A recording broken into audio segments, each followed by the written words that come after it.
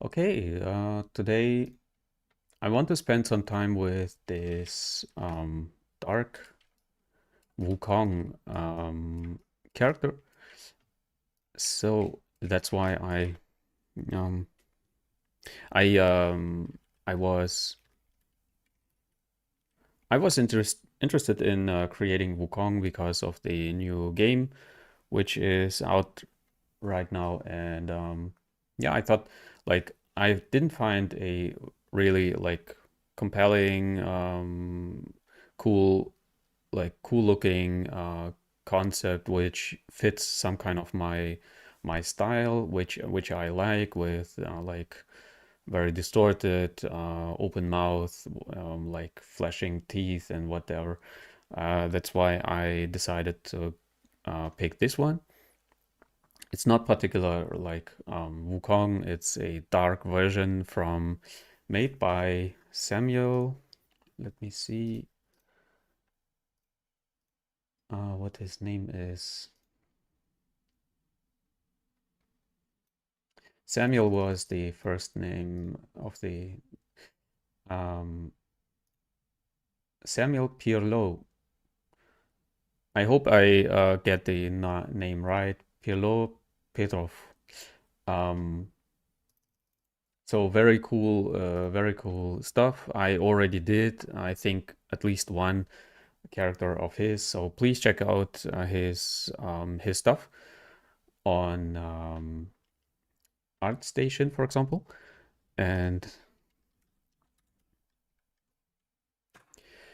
Higetros and Richard are already in the chat. So please, yeah, share your experiences, questions, like what do you like, what do you do not like seeing here on my channel. Maybe you have some artists you would like to see.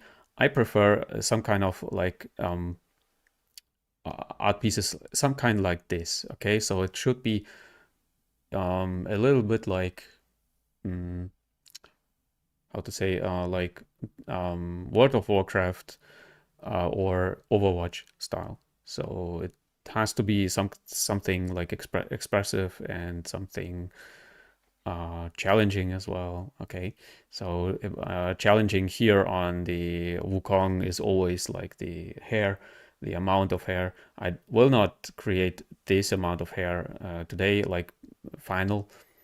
I think it's very much time consuming and very like much work. But what I want to do is the face, of course, and maybe the pose, like with his arms, uh, like like here. You see that I worked on my UI. So most functions I was like scrolling around like crazy, and it was pretty tiring to scroll around this much. That's why I placed everything like up here and here, everything I need, and the things I usually use, like not very often, I placed here. And yeah, I changed like I changed the position, like Lightbox and Live Boolean. You do not use it too often. That's why the buttons from here are like gone away. Anyway, let's start right away. And I'm working, of course, on other projects right now. So I have to get used to where the buttons are, but it's no problem because I'm actually using mostly um, keyboard shortcuts. So you have to, someone was asking why I'm scaling it down like this, because the default, oh, there is a Chinese name I cannot tell, but hi, welcome. So the default um, default sphere is too big. So I slice this like always into pieces, and I want this like for the mouth to be open, so he can open his mouth. Groups activating and like this. So I think I will keep like this this artwork here like at the side for first. For now I do not need this artwork from for the background.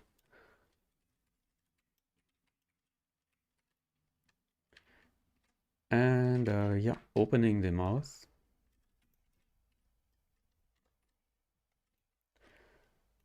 Something like cheap. It doesn't have to be correct right away. Something like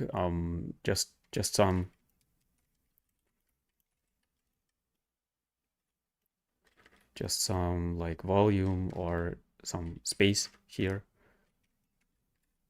Doesn't have to be perfect right away.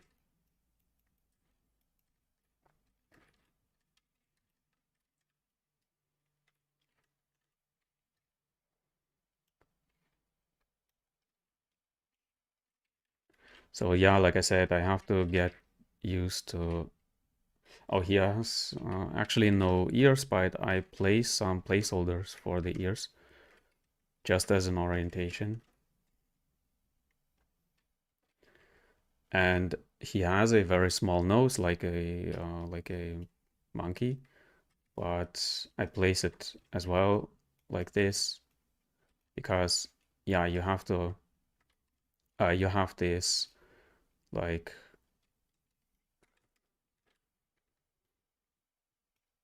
you have this volume which you can play around with. Place some eyes there.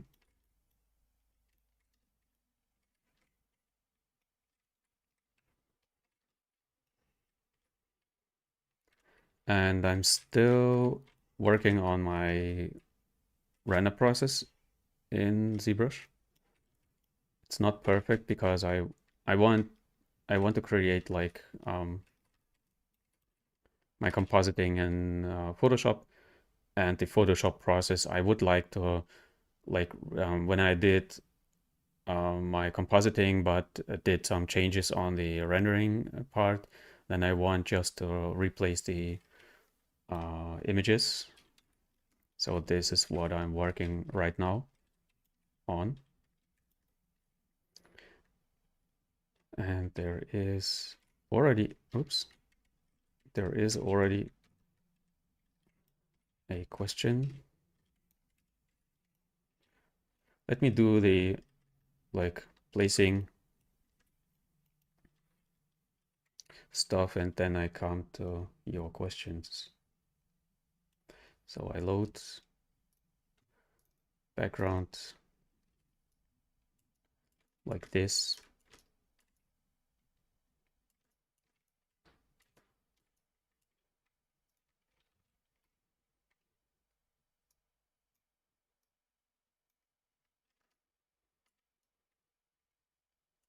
So I think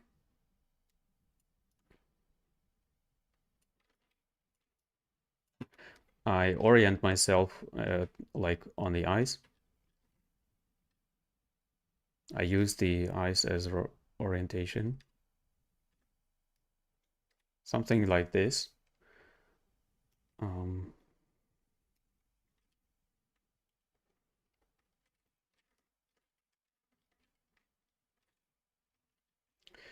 and then, of course,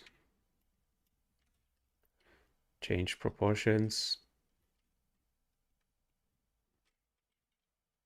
So I will use this artwork like in the background. I will use it for proportions more for proportions, less like you do not have a lot of information about the chin area or the head itself, how big it is and the stuff.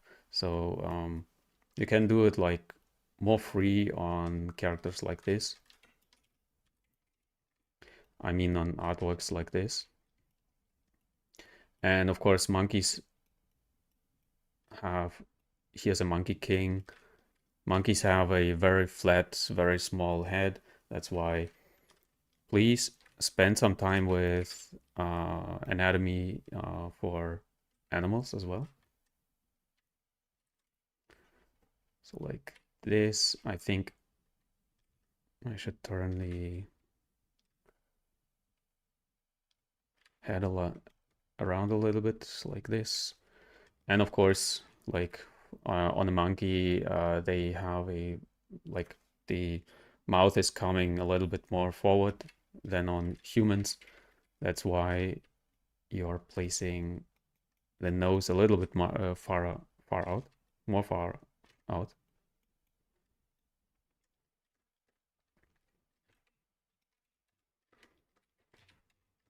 You do not have to use this technique like with separated pieces, but I like to use it because I have a lot of freedom like this.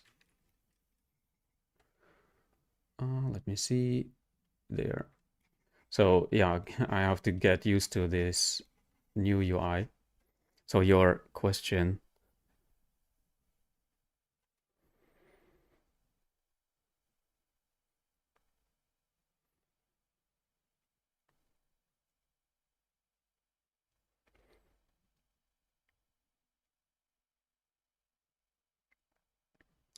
Richard has a question. If I did um, if I did heads from one sphere as well. So actually my workflow for one, I mean, I can demonstrate it like if you want. The workflow would be actually pretty much the same. So when I have a sphere here, I would actually take this one and like make the face longer. And then I would like for the chin, whatever, dynamesh it right away because you have pretty much distortion there. And then I would like create a mouth opening again.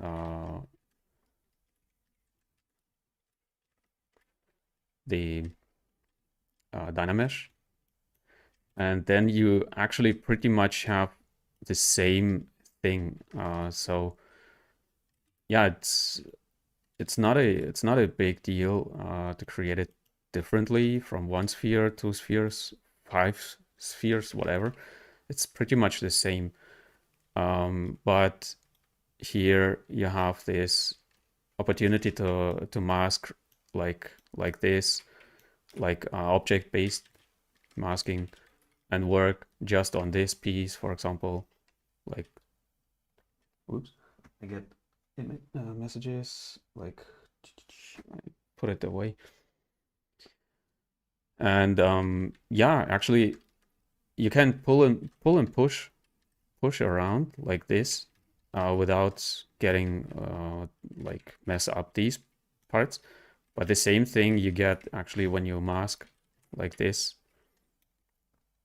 Okay, and then you can actually push and pull around the same way like you want actually. So it's my preferred technique for base meshes is creating everything in pieces, like shoulders, the neck.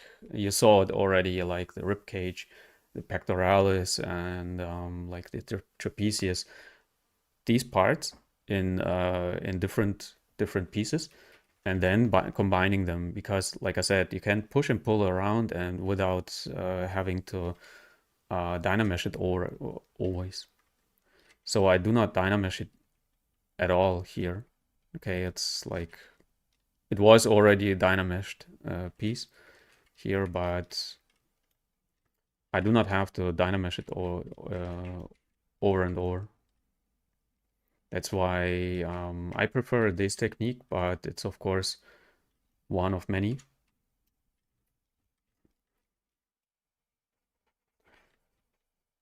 Especially for blocking out, I find it's pretty useful.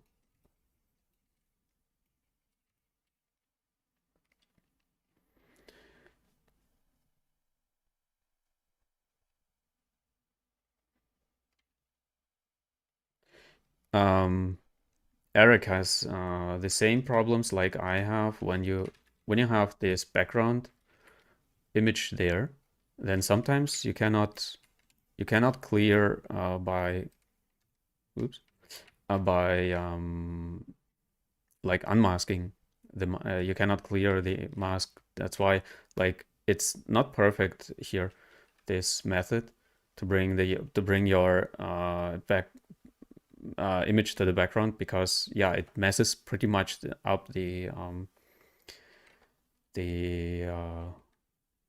viewport.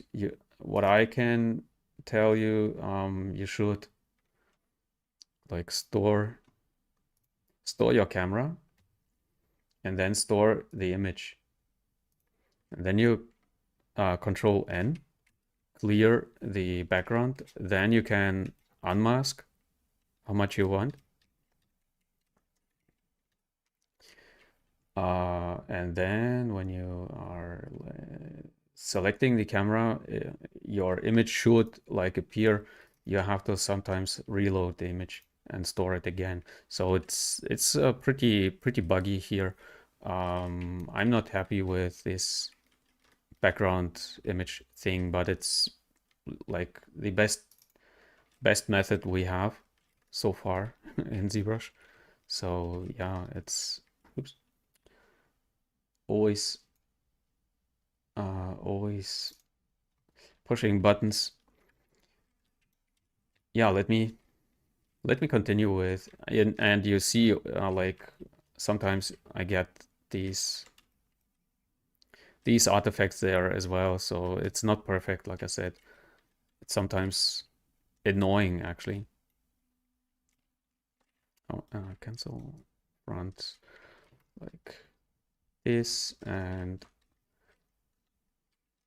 the image is pretty tiny, so I have to place some like really hard cuts there to see where my eyebrows are should be placed. So don't worry, or don't think that I work always like this.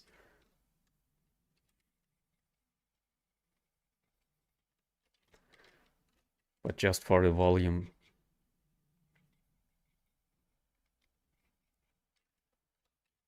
Yeah, but I know exactly what you mean by it's not unmasking, and sometimes like how it's called, this select rectangle is not working, and yeah, it's pretty much annoying sometimes. But yeah, ZBrush is not perfect like other programs as well. So making deep cut. And when you have your like volume here, then you can of course dynamesh everything together. So don't worry about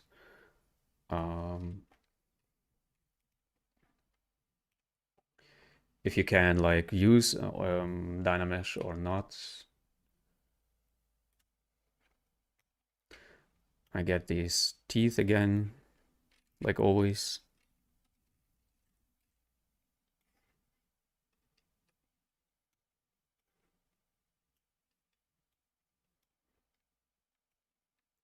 Here, and delete the layer. And you see how this head is still too big actually, but yeah, it's just for demonstration. It's not for a project or so.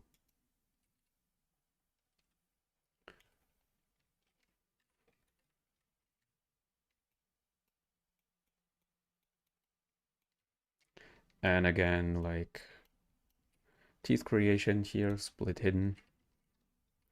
Like last time, I was creating the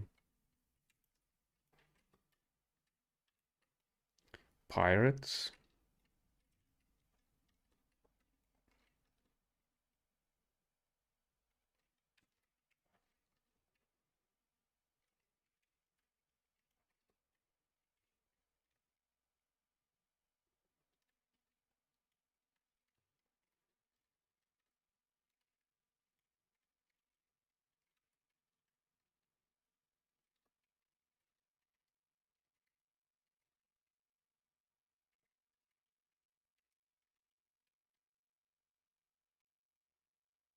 Of course, working from an image like this, it's hard.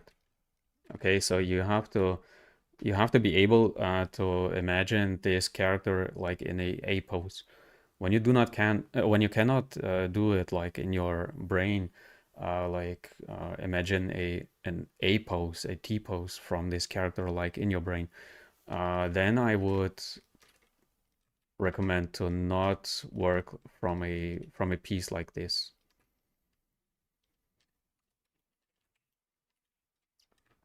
Then get actually like actual, how it's called, character um,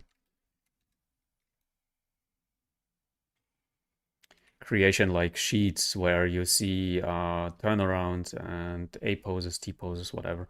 So I would prefer then for you to get these kind of references first before using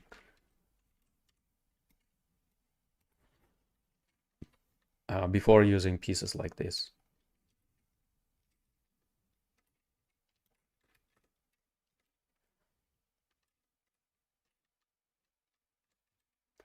So the gums, just quickly, I mean, I just need some volume there.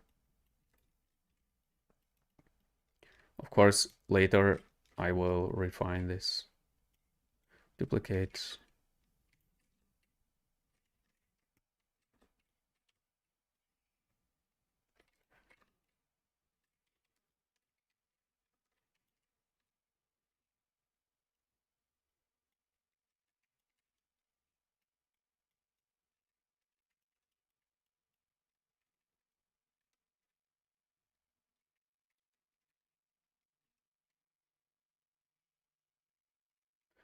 And extract some volume for the, like here, you see, I cannot unmask right now. That's why I have some keys here, clear, like clear, invert, or unhide everything.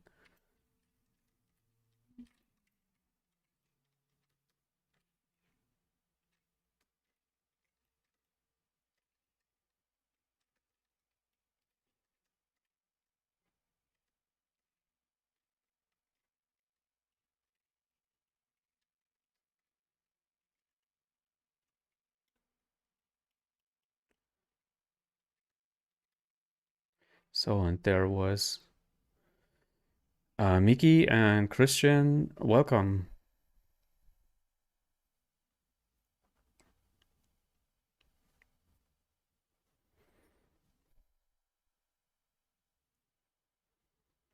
Thank you. Yeah, I hope you can find some like helpful tips here. Of course, I'm not creating like every, or I'm not telling every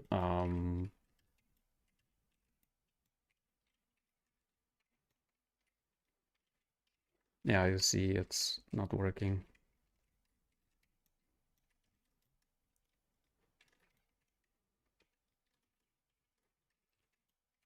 Yeah, like this.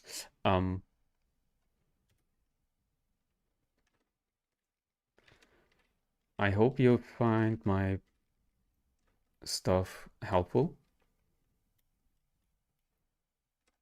And if so, please give me a like and subscription And you can share your my videos as well. So sometimes people are underestimating like the power of sharing. So when you share my videos with others, then it benefits my channel a lot. So please share.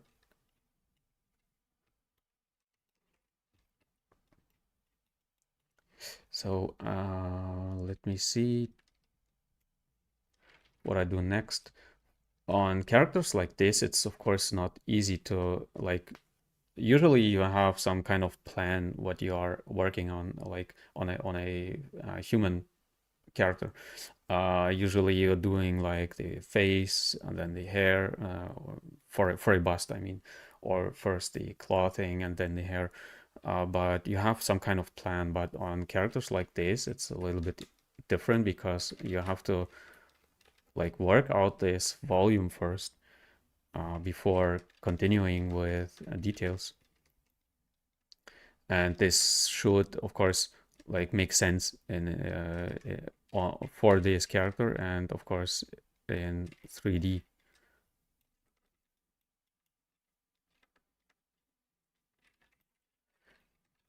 That's why do not jump right in like creating characters like this. I mean, I'm demonstrating like how I do it, but you can get, of course, just inspiration from this, and then when you are like more experienced, then you can create characters like this on your own. But do not think that you have to create characters like this right away, like from the first try. Even for experienced character artists, it's not easy to create this right away. Like we even I would need like some iterations for like trying out rendering. Sometimes I'm getting like to the finished render, like on Gambit, for example. I was not like on screen. I was not I was not satisfied with the final outcome, and I had to re-render it, I think, 3 times or so, until I was some kind of satisfied.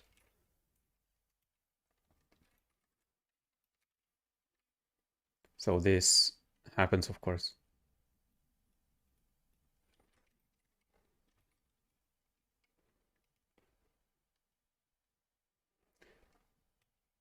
I need a lighter.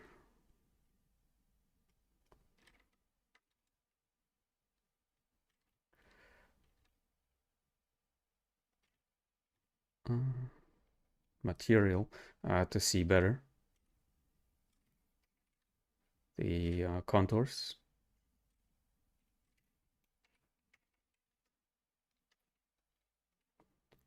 Something like this.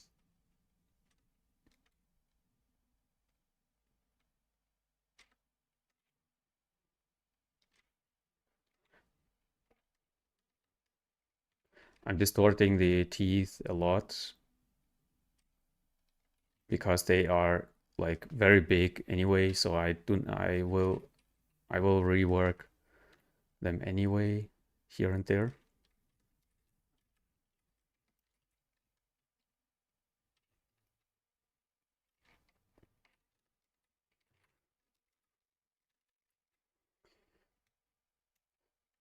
So when you are like when you are learning um, art in general, actually, it doesn't matter what kind of art you learn. You're learning on some point your own way of working. So don't worry when you are like not when my kind of working is not working for you. Don't worry. You will develop your own, like you will like get some experience or some stuff from this video, some stuff from this video, some stuff from this creator. some stuff from this like images or whatever, and you will develop your own way of working actually.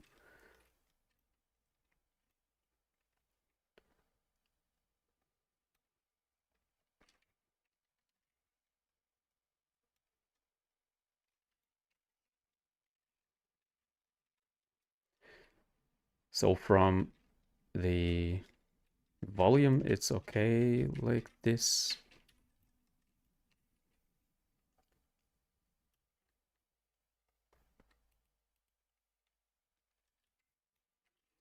I create these bigger teeth.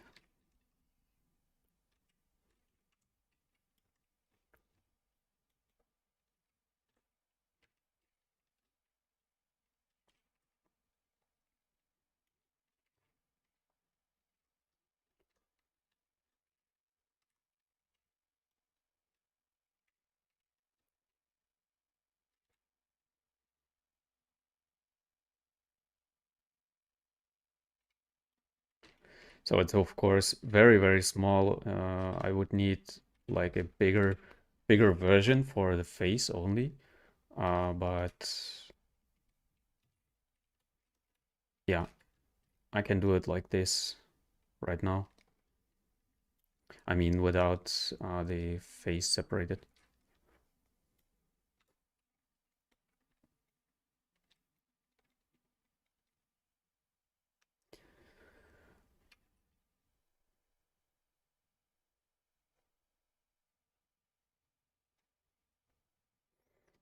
Mickey, you are asking how to set up like this background image. I cannot explain it here, like it takes a little bit of time, but I'm using like this setup here. You find it somewhere here, I think down there, you see here. There you find the setup. So please watch a tutorial for this, or please watch previous videos from me, like one of my first videos. I was explaining this, how it works. And Christian is greeting from Brazil. Welcome.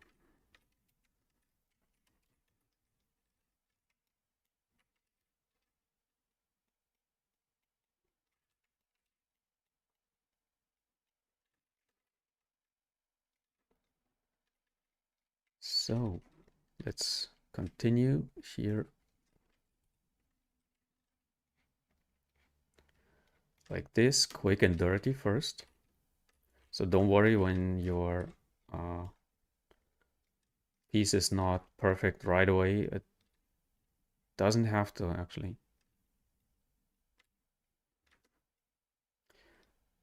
So it's not a like fast, like a speed sculpt or so. And don't think that you have to be a speed sculptor or speed like artist, whatever. Take your time.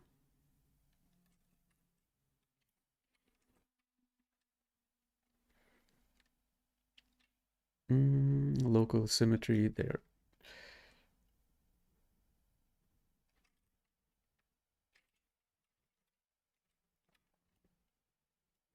Here especially I wanted to create as much space as I can. Like I removed this like undo history up here because I actually do not need it and I do not use it.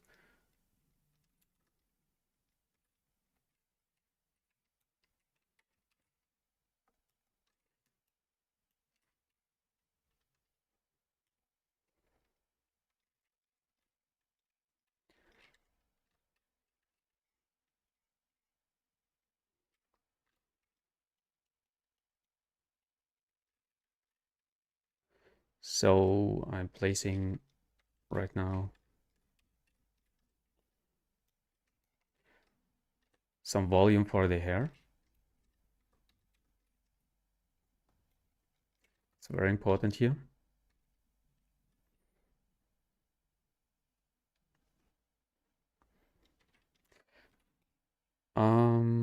Richard is asking, what do you do for your living? Yeah, I try to be a artist. I try to be a full-time um, freelance artist. It's not easy to be a full-time freelance artist, of course, but I try.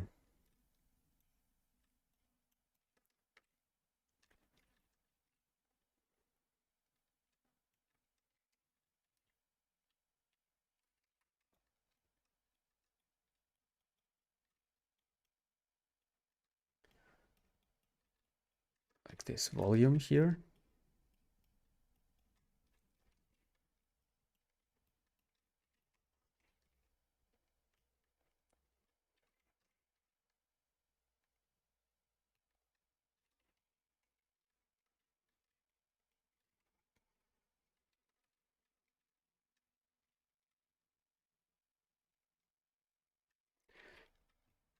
So yeah, like I said, it's a development process, so do not rush it. I work my way through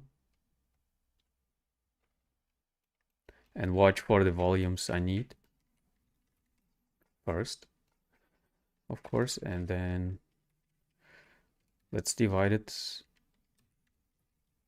one time and work on the hair a little bit like I'm placing some kind of strokes. Of course, I will need it like I will need to rework this. It's just a volume, but I want to watch first how the hair grows out of his head and face.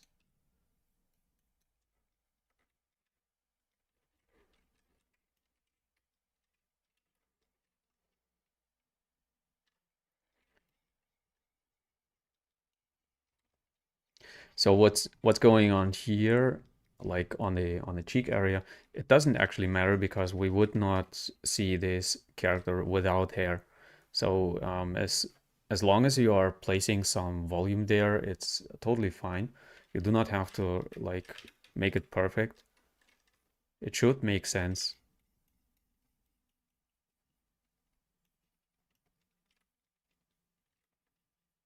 but it doesn't have to be perfect. So the volume should be there, like a chin.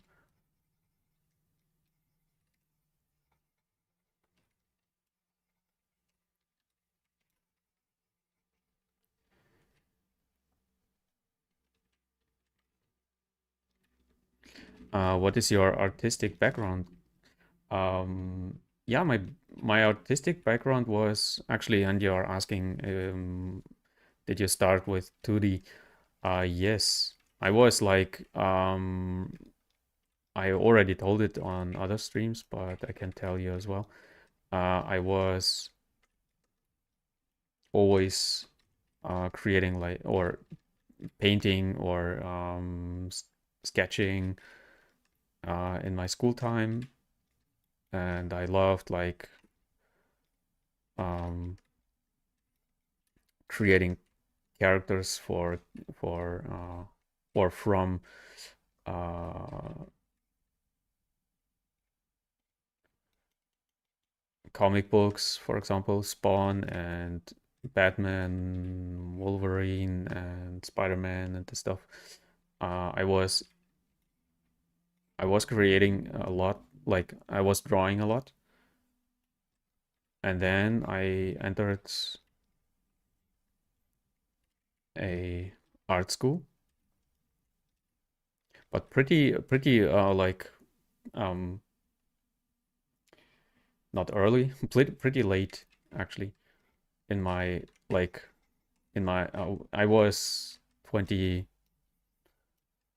23 I think I was when I was starting the art school because it's not cheap.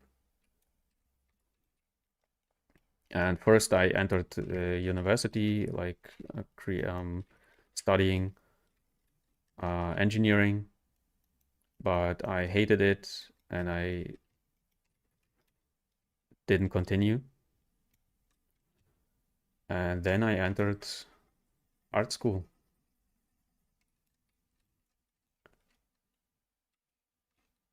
I was actually not good enough for engineering, to be honest. So not just like, oh, I was just bored or whatever.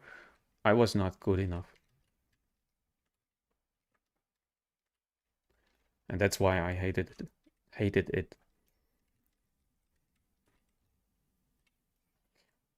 So this beard, let me delete. I thought I have some buttons for this, but anyway, like this.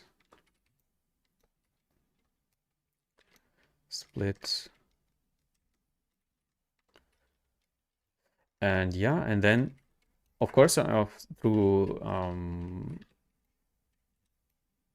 painting and like drawing, I was very experienced in creating like anatomy or like drawing anatomy. That's why entering like anatomy in 3D was very, very easy for me. It was like not a huge step towards 3D. That's why I'm always recommending for 3D artists like my students. I always recommend studying in 2D first, like just studies. Okay, do not think like you have to create like characters like this if you are not a concept artist or whatever. You do not have to be a concept artist, but this is not what I mean. But being able to create like perspective, like reaching out, this trains your brain like thinking in 3D. That's why I'm able to like translate this 2D image into 3D because I have some 2D experience. I was not brilliant, like I was good in drawing, but not brilliant. Um, and you do not have to, but some experience in 2D, you should have some experience in 2D. I really highly recommend it.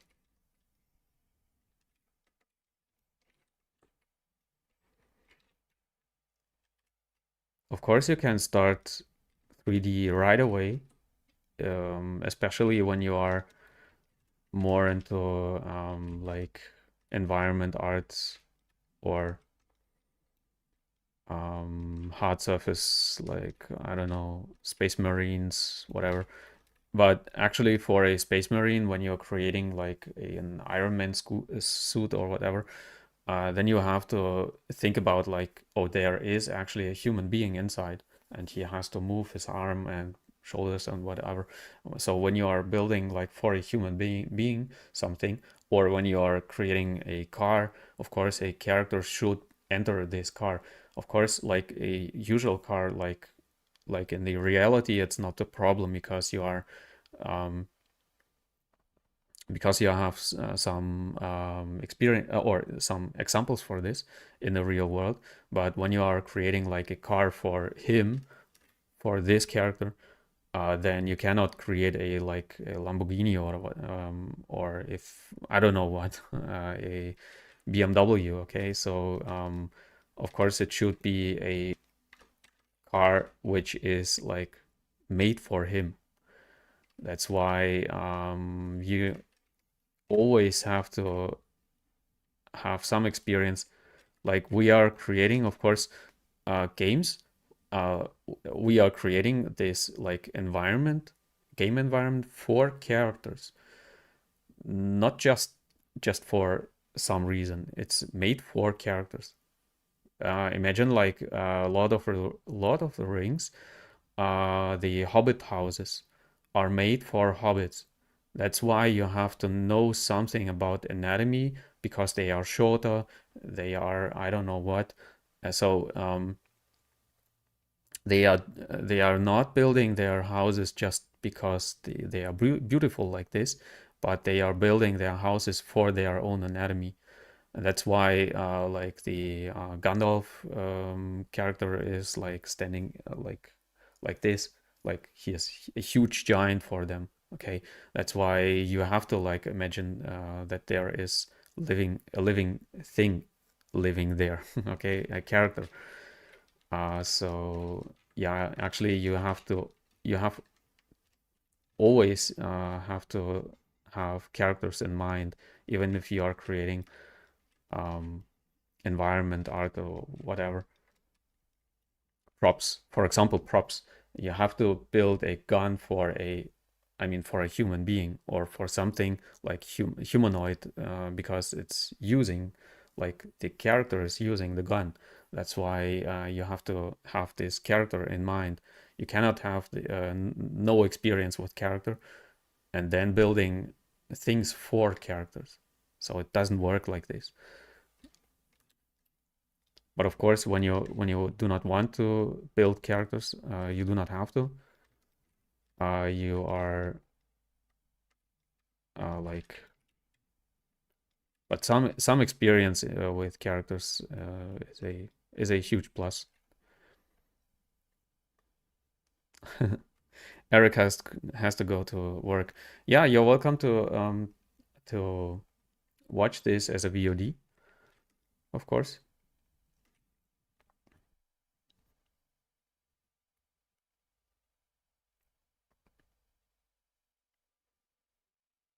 Yeah, actually, art schools are very expensive, especially I don't know what like in the US, for example, they are expensive as well, but in Germany, we are not used to pay our like studies. We are not used to pay for school. That's why for us it's even more unusual to pay like an art school. Um, and it's sometimes even more expensive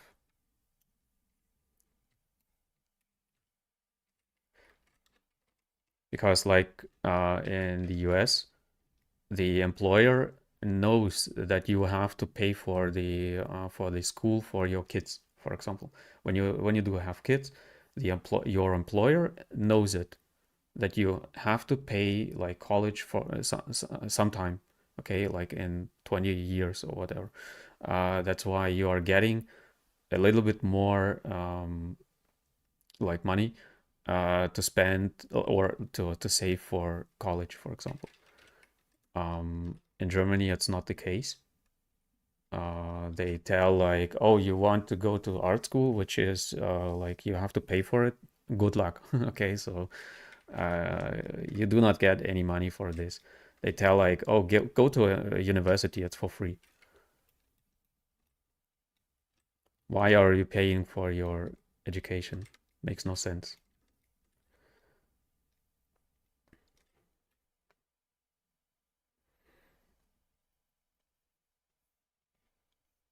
Yeah, actually, the Loomis methods, the basics of proportions is very good to start.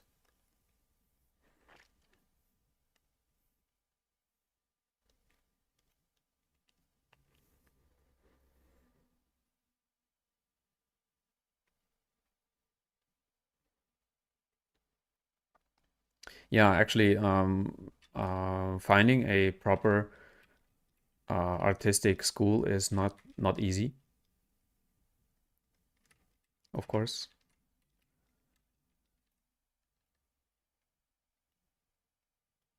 Like in Germany, for example, we do not have like world class art schools,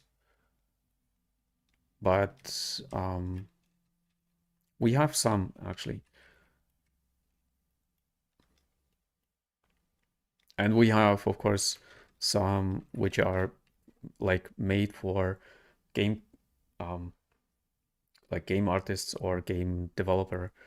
Like I am teaching in a school, like live teaching, which is made for uh, game art and game design and this stuff. I'm teaching game art there.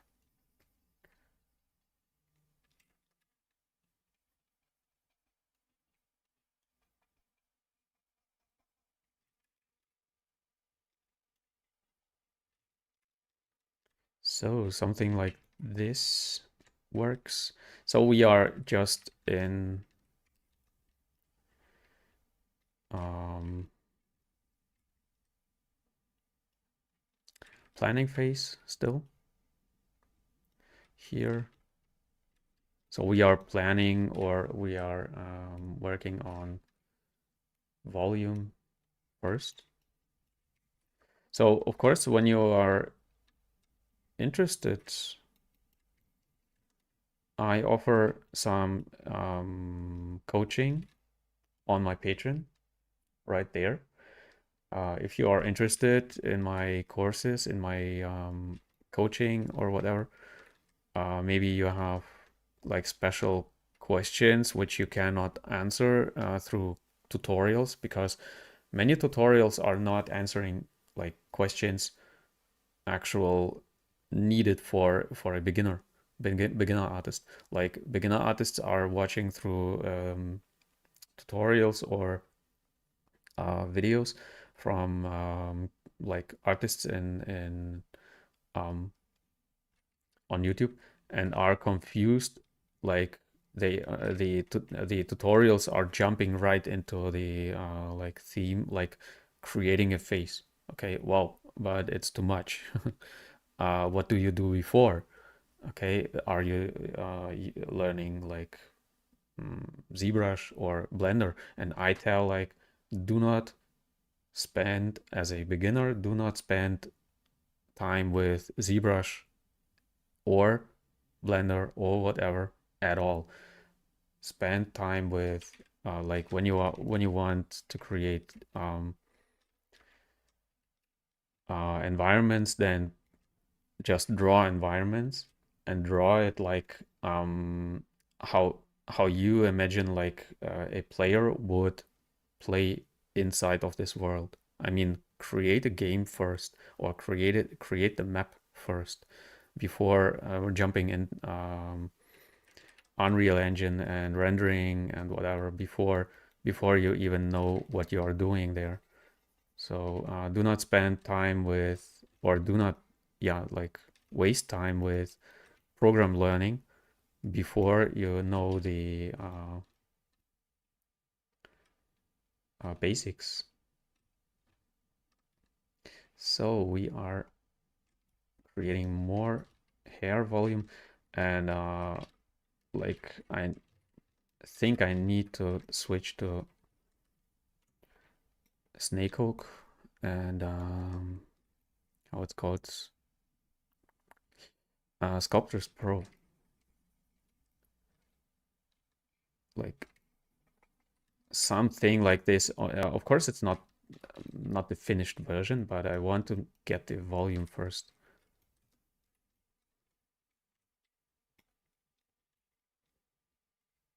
So yeah, many beginners are wasting actually pretty much time. I did waste very much time as well. Of course, when it's your hobby, it's totally fine. And when you are like learning through a hobby, and when you have like 10 years of learning, it's totally fine when it's just a hobby. But when you are planning to get this like a job, um, to become an artist, professional artist, and you do not have time to waste, then I recommend to not spend time too much time like learning the programs.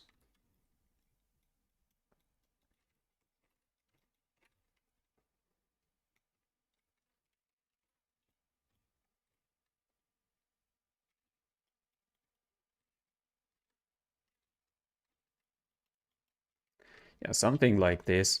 I do not want to spend too much time with the volume. I will place the hair a little like individually anyway, especially here on the front. That's why let me.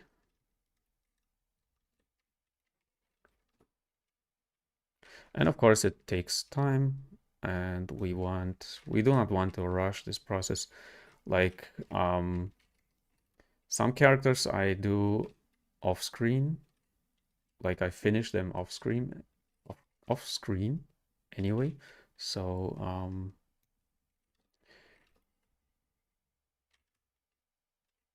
it's okay to not be quick.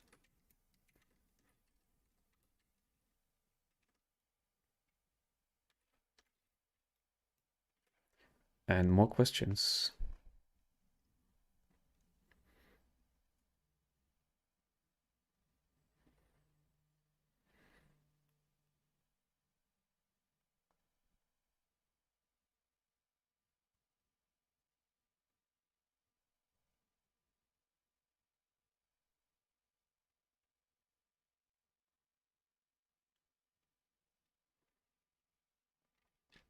And yeah, actually, yes, many content creators are like creating more entertaining stuff, and they are skipping a lot of fundamentals.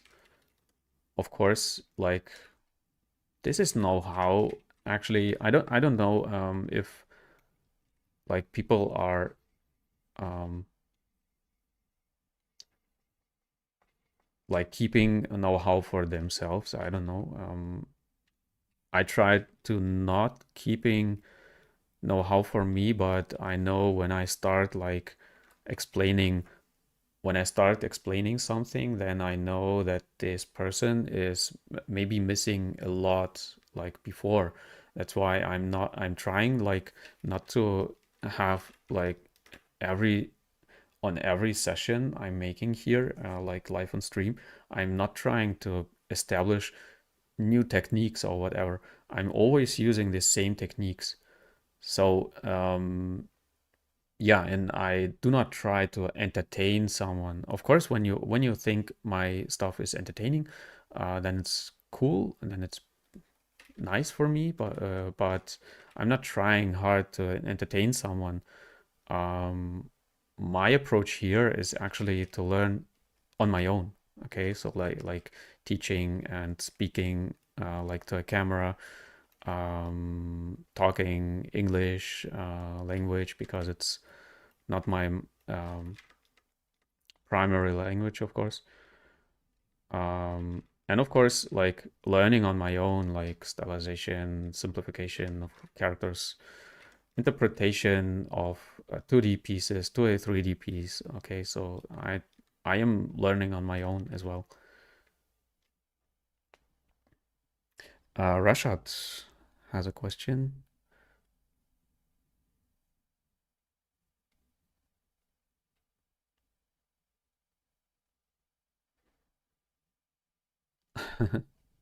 You have my UI.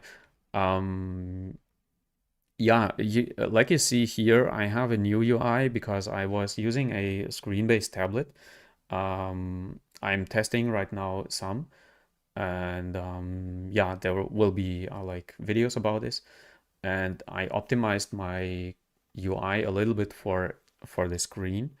Um, so I didn't want to scroll around like crazy. And maybe you have some tools there. Maybe you are not understanding. It's totally fine. Yeah, like you do not have to understand everything in this tool.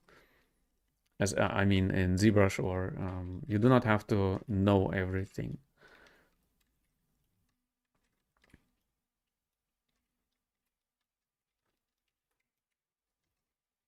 But when you have a like special question, please let me know, and I try to help you right away.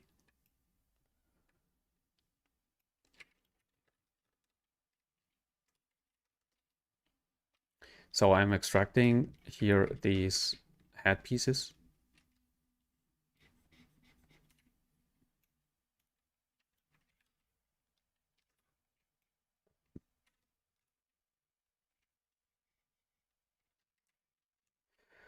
And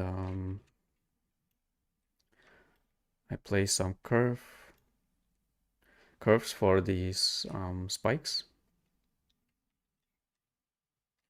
or one first.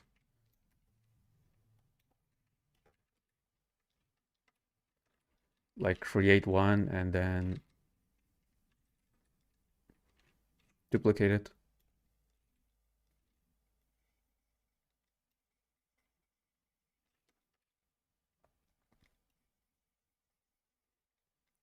So the cheap way, like this. Um,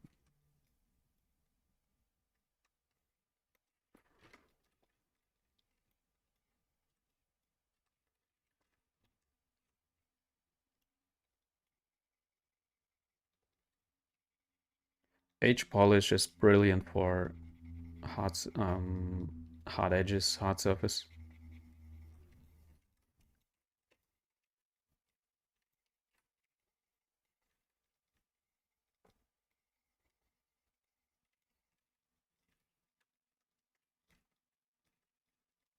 I pretty much like this workflow, like I do not have to model everything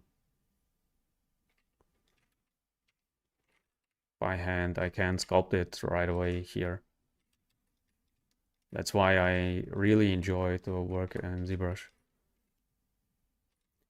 And for character creation, I barely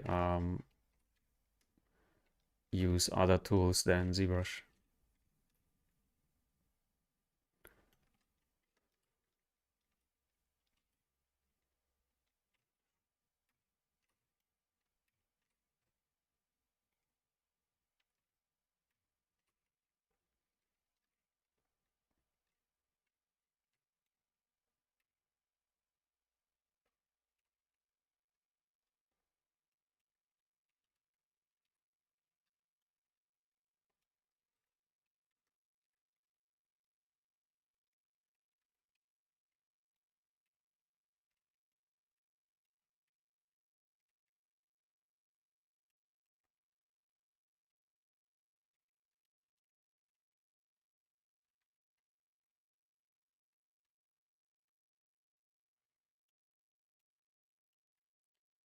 Duplicate this one, like there.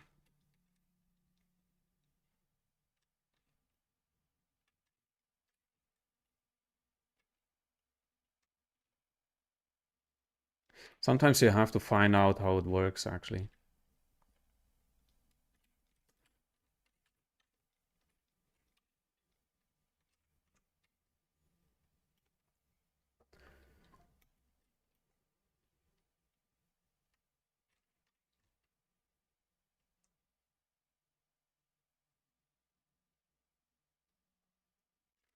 Like this. So I create this zigzag there first, and then Dynamesh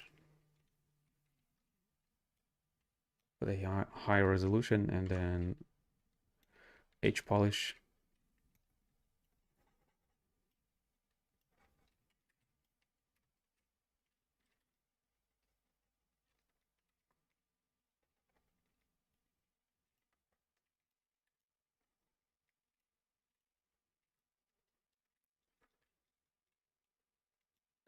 Especially for characters like this, you can use it like, you can be pretty messy with your piece, and yeah, because he doesn't have like things built by a human person, whatever, by a human being, but like by a smith who is like building this stuff. It's like magical, whatever. It's built by whatever, by goblins. So it doesn't have to be perfect actually. but it's like bent like this, I think.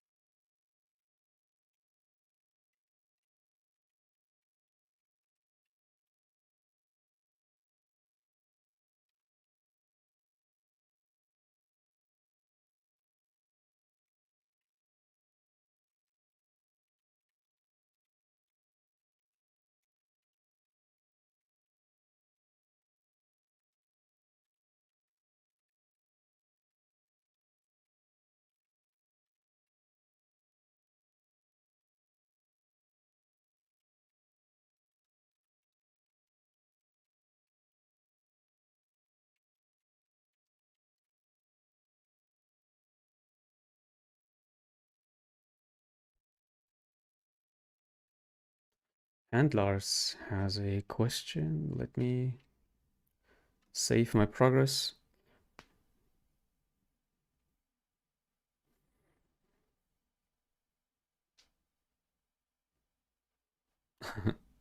I had the same question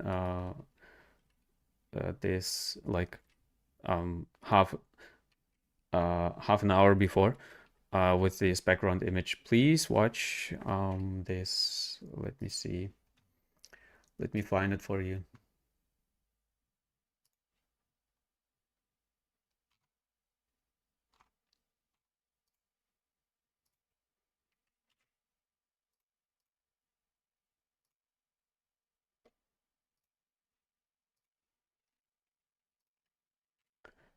Please watch this video. There is like a section right at the start where I explain how to set up the background image. Well, actually, you can set it up with Spotlight. You're right. Like I have Spotlight here, over there.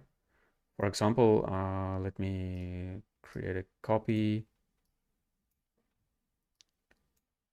like this. It's totally fine to use it like, but of course you have to lower the transparency like this. And for example, for details, but it's of course lowering the transparency for everything. But when you need like just the head,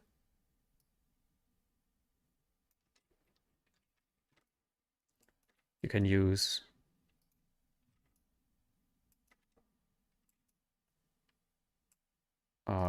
Spotlight.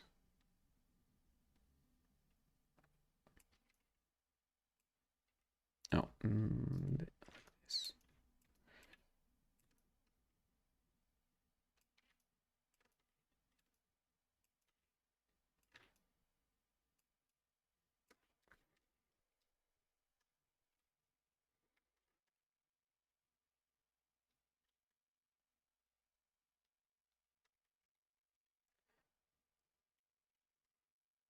So the eyes are a little bit too big. Shrink them down a little bit like this. And then this thing.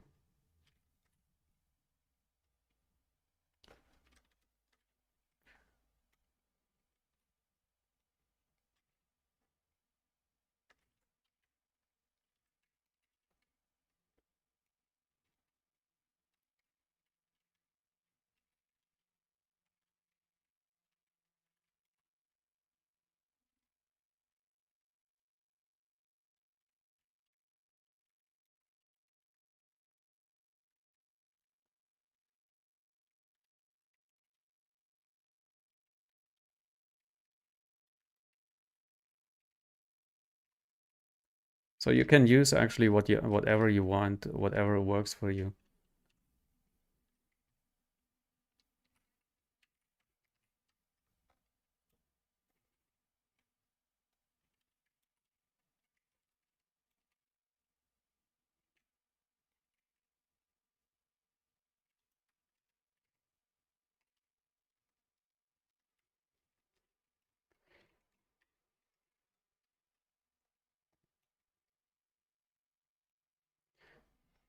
So yeah, there is no perfect solution for this. I use the background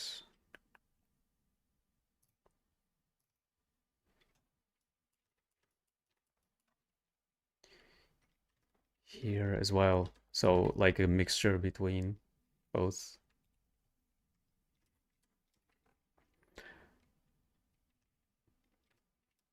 So what can we do now? Like let's spend some time. So I have my volume for the face, for the head, for this beard thing. Let's spend some time with the hair.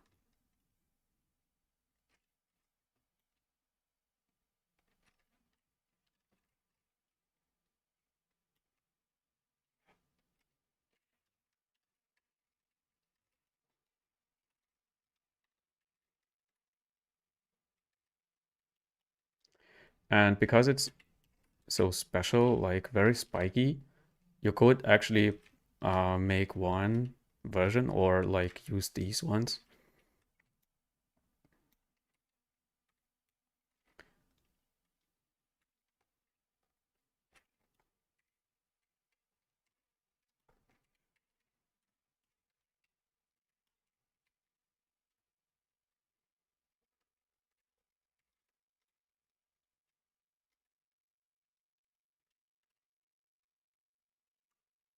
With H polish again, polish it down a little bit, like very spiky,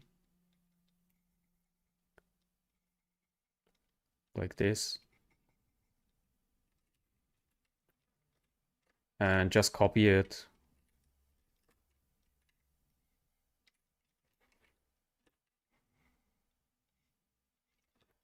and place it around because the hair itself, it's actually following always the same rule.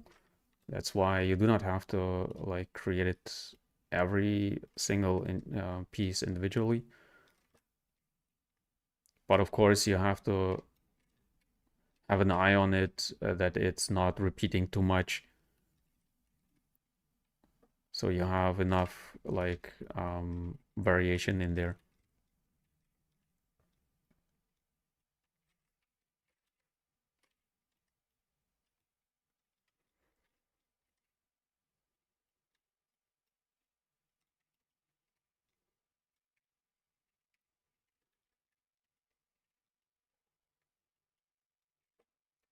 Like this. And yeah, of course, you are um,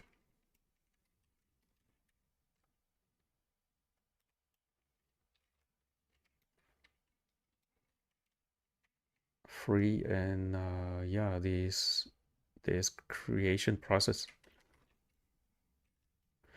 I I learned to like hair creation actually. So before I was not into hair creation,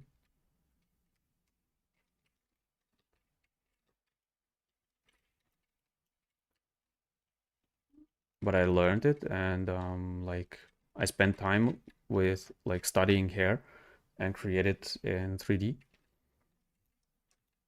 especially stylized characters. And now I enjoy it, enjoy the process.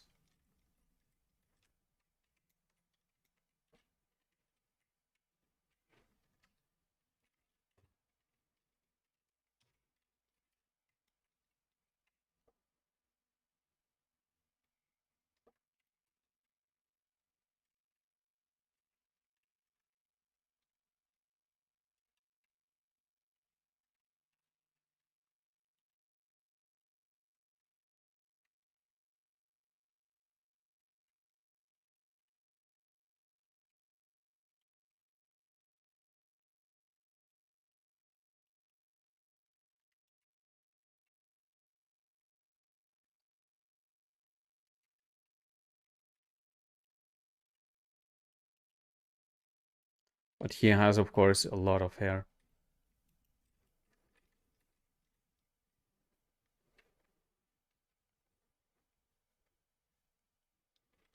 And of course, it's not it.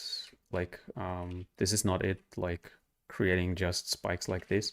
Of course, you have to refine it a little bit later, because like a concept art is not always showing the final result what your client is actually after. That's why you have to create a little bit more detail than a concept usually shows. Sometimes you, of course, a little bit less detail. Some clients tell like, oh, we do not actually want to have these details this much. It depends, of course, always on the client.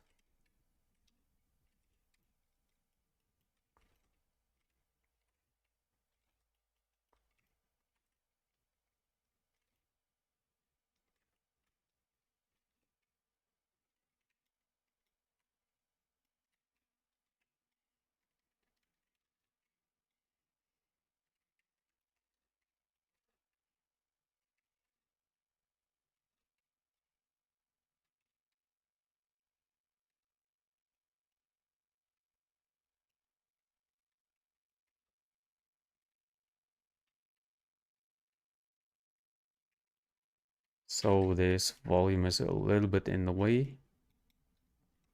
Push it away. So when you have this volume, then you can decide on some point, okay, I do not need it, I build it back. So of course, you do not need it always. Auto group, mirror and weld, and yeah, work your way through. Then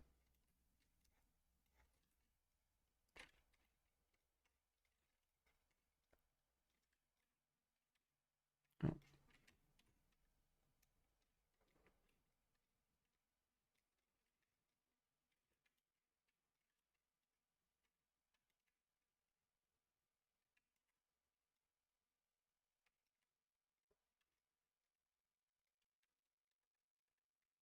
like this, and of course you can use other techniques like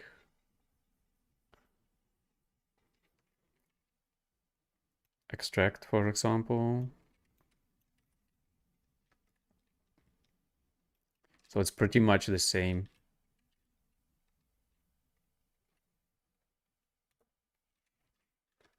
I use it a lot as well.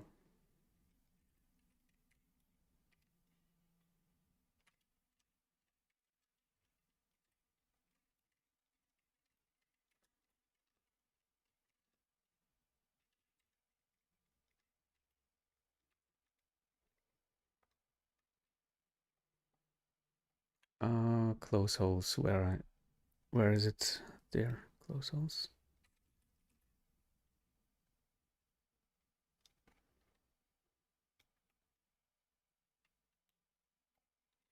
Okay, when this happens, the chances are pretty high that your ZBrush crashes. So I delete it and do it again.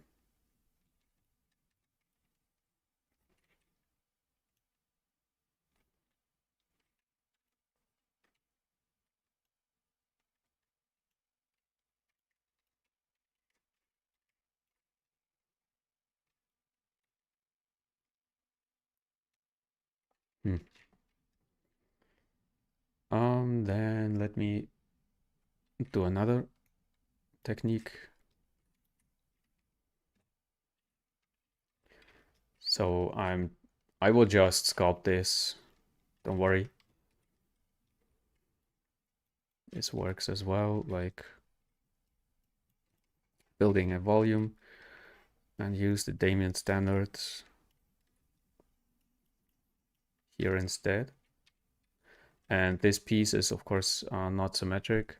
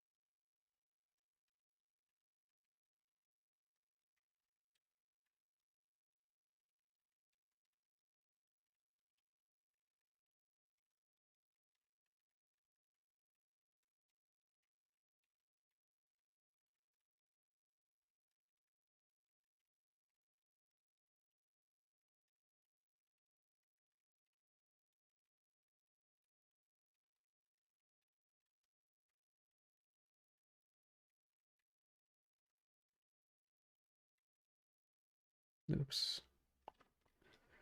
So let's build it like this. Works as well.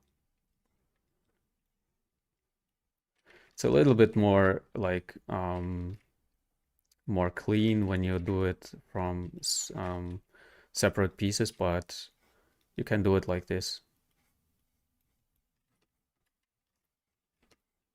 if you want. If something like if you want it to be a bit like more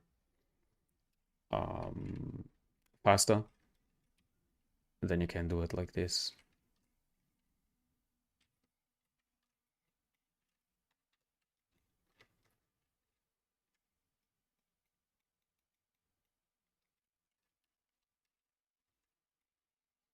But of course, you need to have a lot of control over your strokes, and of course, a good plan for the hair, how it should actually go inside here, and yeah, it's of course easier when you have it like in separate pieces.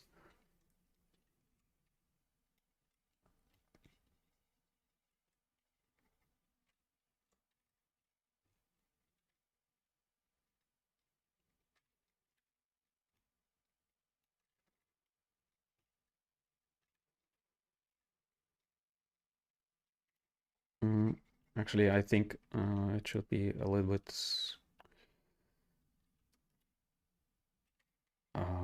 bigger, this piece here,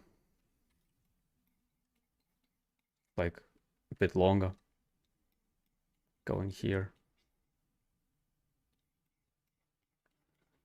like there.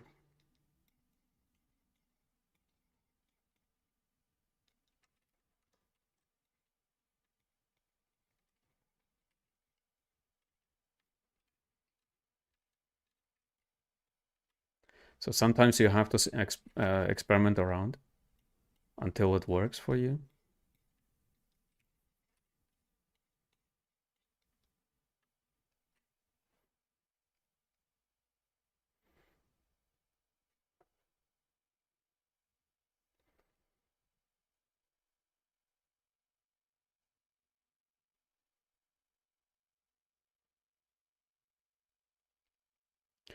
Um, Zebra is asking if I'm printing my characters. Yes, some. I do. I do have some printed, like this one. I did like some years ago. I started like it's like about, I don't know, 3 or 4 years ago. I started creating printing characters, and they are pretty high poly here. So your question was, is it low poly or high poly? It's high poly, but how much polygons you need, you decided, of course. How much like detail do you want? How much your computer can handle? How much your printer can handle? I cannot tell you like one number and it's like working for every character. Okay, so about, I don't know, like mm, at least 5 million polygons or so should be enough for details like hair, like here. Um, but it doesn't have to be like high poly like for a game character. So it depends, of course, how many pieces you have. Here it's just the body and clothing and hair, but some characters have like, I don't know, something around uh, like a stage, whatever. Um, then you of course need more polygons. But yes, actually you can print this kind of characters then. Of course, not in this stage. I'm a bit slow today, but yeah, I'm just wanted to create this piece, and like with other pieces, I maybe created like off screen some kind of finished.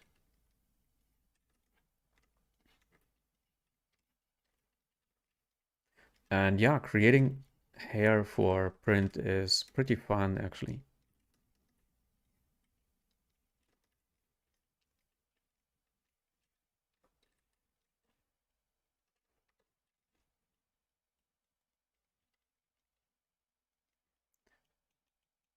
But of course, I'm creating game characters as well.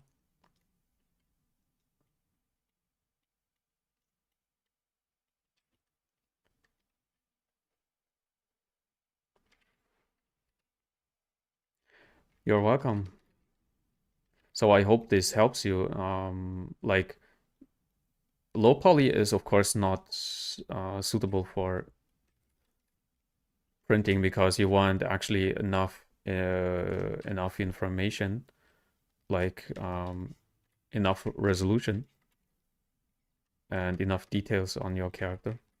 That's why low poly is not suitable for printing. As I mean, there are like styles, like printing styles, like some people want to have like this particular like angular shapes and this stuff.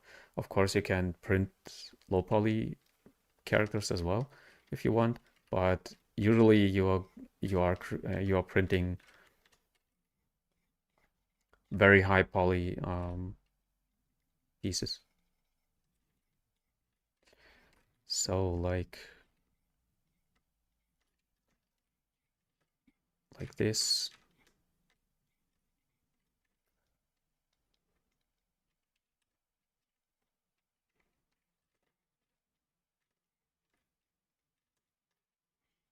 And yeah, like I said, to create this kind of hair, I mean, in one piece, like sculpting, you need to have a lot of control over your uh, brushes and your geometry. Like, yeah, like here, like I'm doing here. So it's a lot of control, like every single piece is going in each other. Of course, I have to like refine it here and then pinch like, well, like this, pinch it together. So it's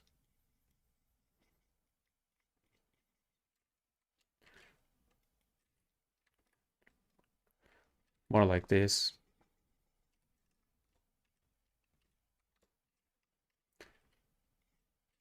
And for printing, you can actually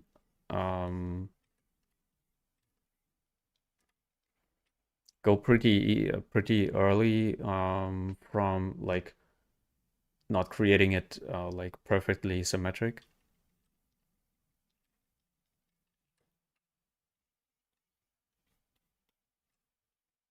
You can go pretty early into posing mode.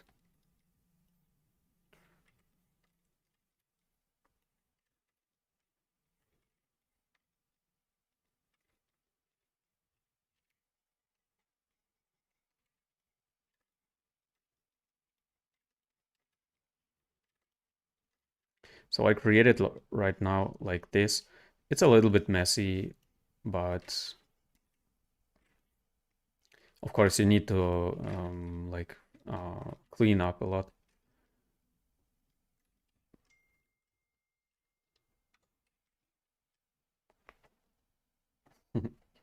My phone.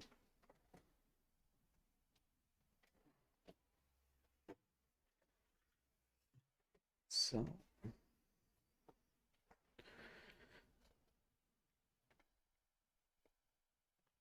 uh OM is asking, why don't you create a course?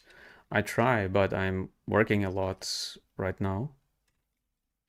And I have some courses on Patreon, so I'm working on courses. Like, what kind of course would you like to have? I'm I'm creating courses. I'm working right now on a course, but it's like delayed, but by because I'm working on other stuff. Um, I am working on a course for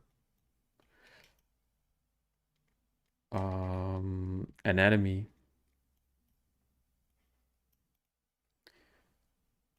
but yeah, actually, it's like for Gumroad. I wanted to create a course for,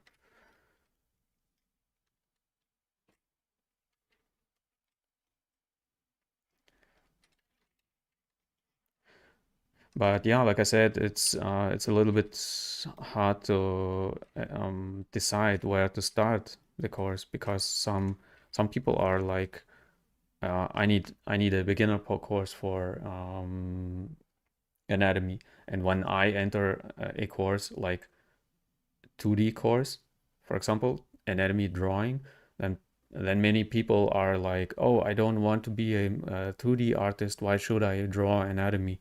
So they are not getting this. Yeah, like I want a course on how to block things up. Yeah, like okay, blocking, okay, but do you have enough info? Do you have enough knowledge about anatomy? This is the second question. And like I said, I would like enter anatomy like in 2D, but many people are like, oh, I don't want to draw, but drawing is the easiest way to learn anatomy, actually. So yeah, it's hard to decide what kind of way you are going actually with your courses and the stuff.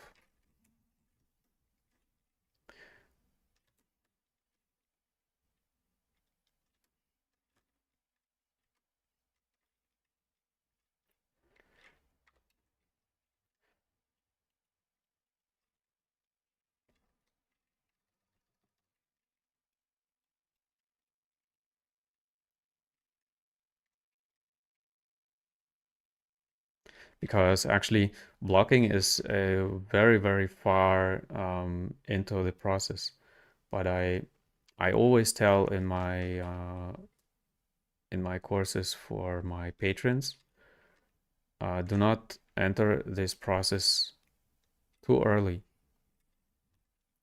It can be frustrating when you enter a process too early. When you rush this process, and then it can be frustrating because you are not developing enough fundamentals.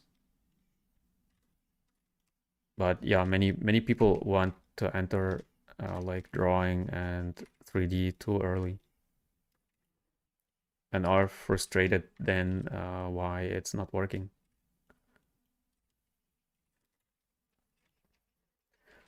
I even had a like question from a student after, I don't know, 1 or 2 months. Am I ready for entering the a studio? And I was like, okay, in what kind of role? I mean, after 1 month, you can just, I mean, you cannot enter a studio at all after 1 month.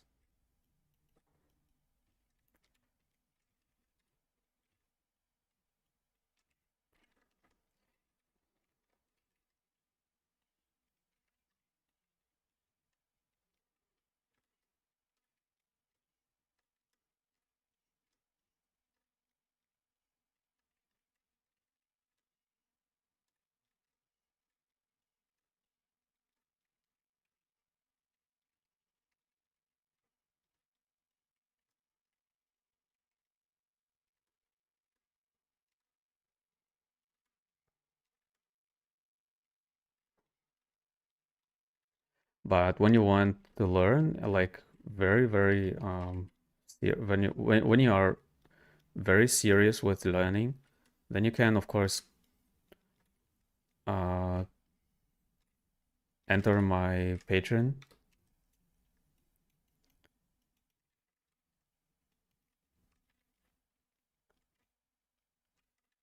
But actually, you have to commit like for a longer time on Patreon because, of course, I'm starting very, very like um, with very, very easiest like fundamentals. But you have to do it. You have to spend the time with it, with these fundamentals.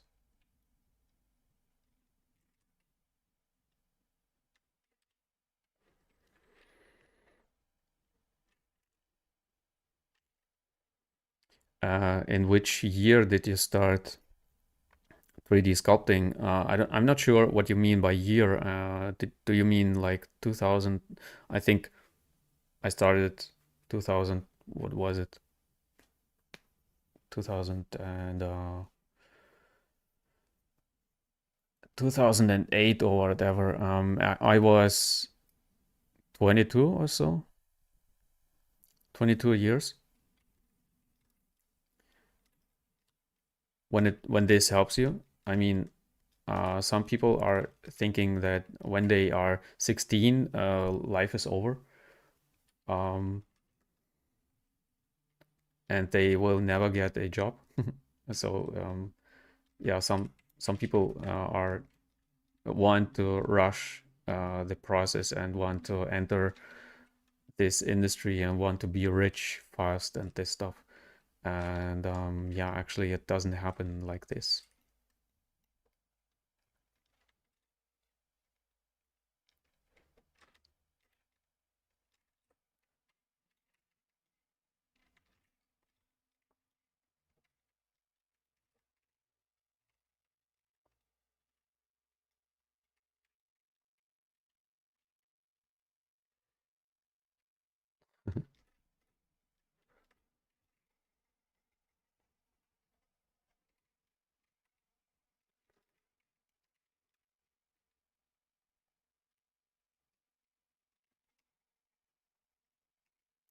And yeah, like I said, rushing this process is never a good idea, actually. Um, because you're creating too much pressure on yourself.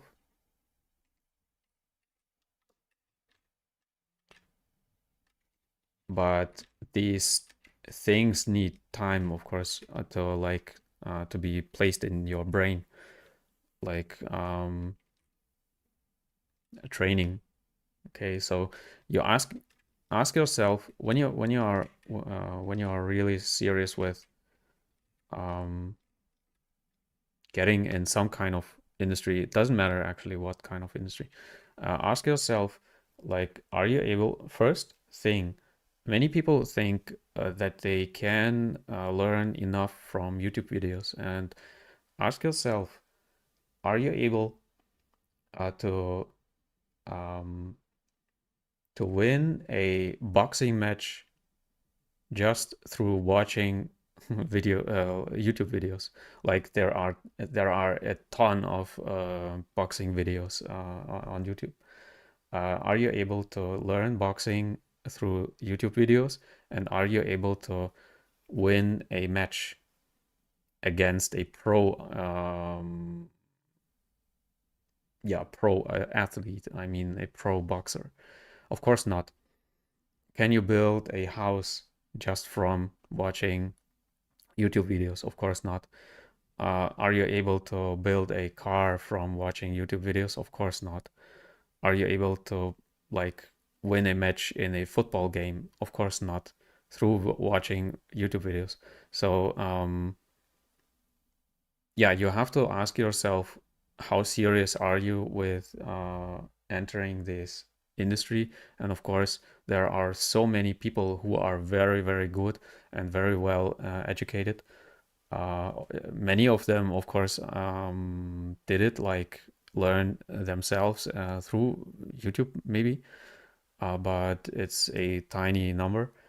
Most people have studied in the like university or have an academic background. in this field, like fine arts and this stuff. So yeah, many people, like I said, many people are thinking they can do something just because they saw it in a video.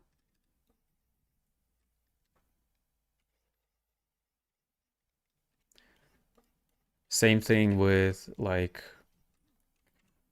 um, game development. Many people see a tutorial about like um, Unreal Engine, and think like, oh, I start a game just right away and start like a RPG or a, I don't know what, like cyberpunk, and then after running into problems, they give up and never touch this thing again, and think like, oh, I'm not like how it's called, I'm not good enough. But it's actually not true. You do not have enough experience. That's true, but good enough is actually not true.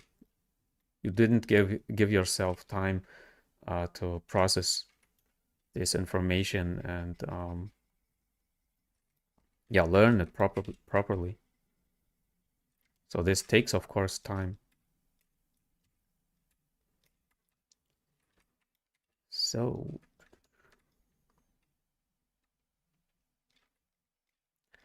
this should be more like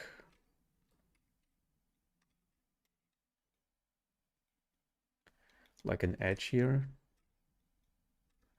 So it's looking a little bit more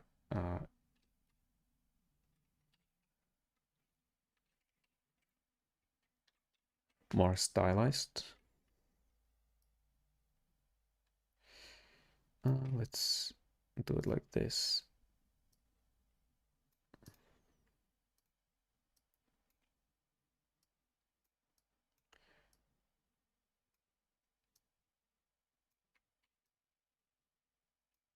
Mm.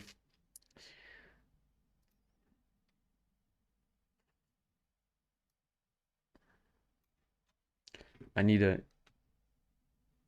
the image at the side. Doesn't work like this for me. There.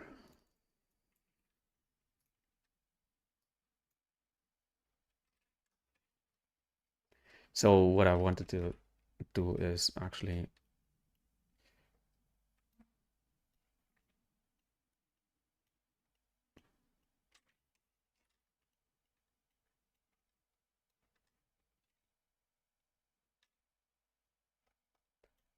creating it like more angular.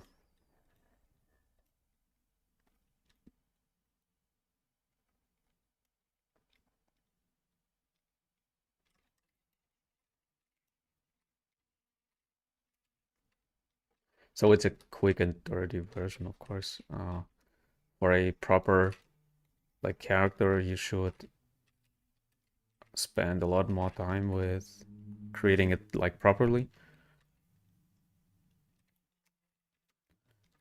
But like this should work. Like some kind of angular.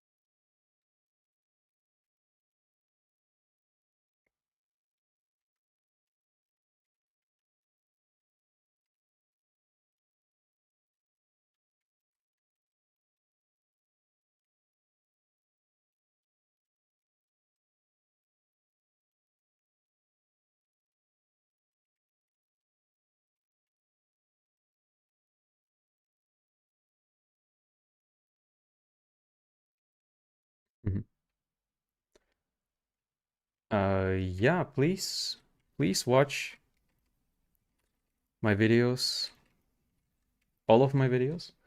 You're welcome to watch them.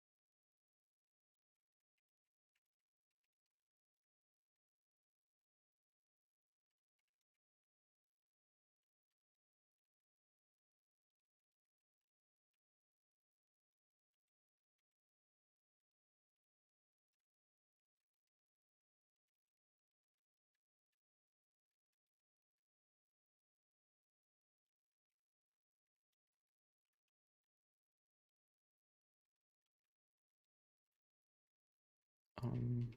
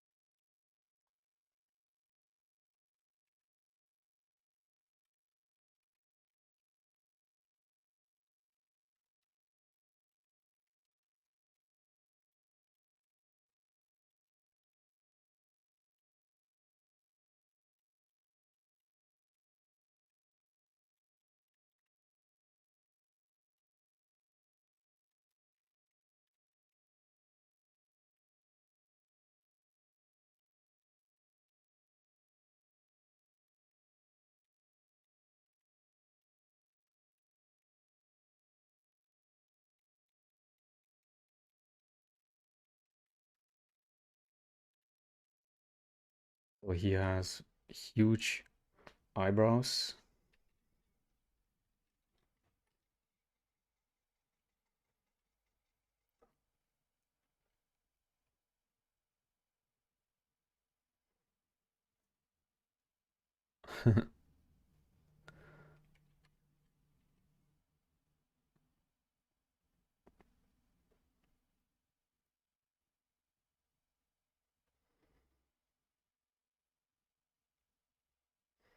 Yeah, actually, every single creator, every single artist has its own preferred like setups for his work. Of course, that it depends always on what you are actually doing.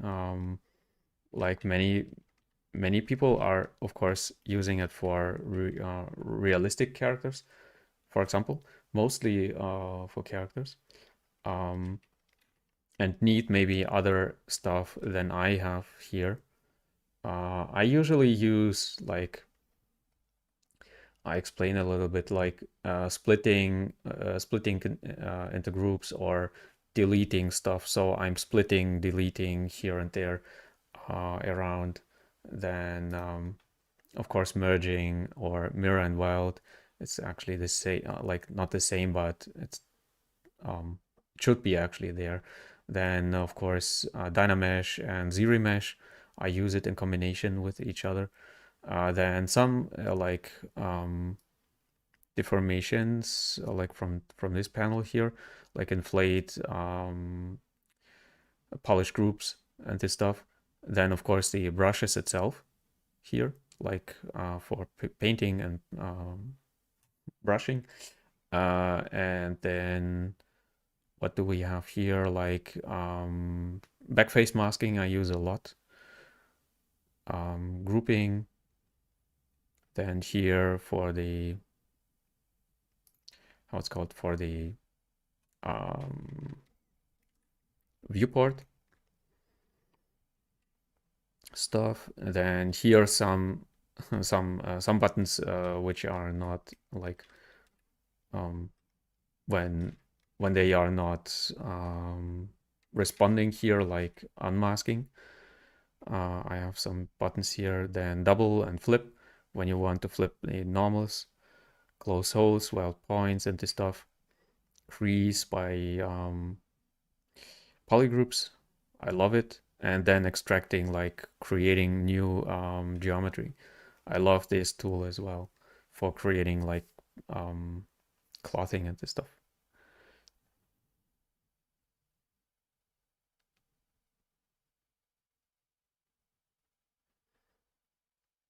Yeah, actually, yeah, you have to scroll a lot here, like Dynamesh, ZRemesh here. Okay, you have them side by side actually, but when you use it all like 10 times, then you want to have them here. The same thing I have for like this perspective thing. It's actually a combination of, I think, 3 tools here. When I remember correctly, because yeah, I think it's 3 tools here. Okay, like this one,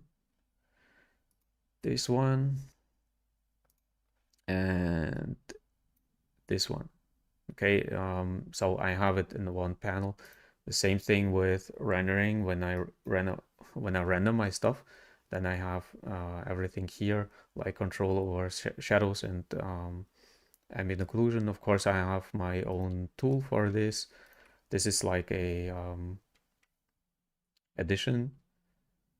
What do I have here? Like setting up the background, like not this background, but the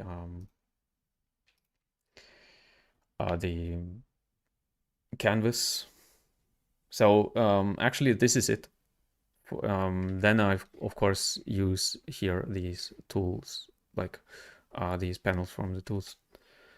But actually, for my usual work, this is it what I need.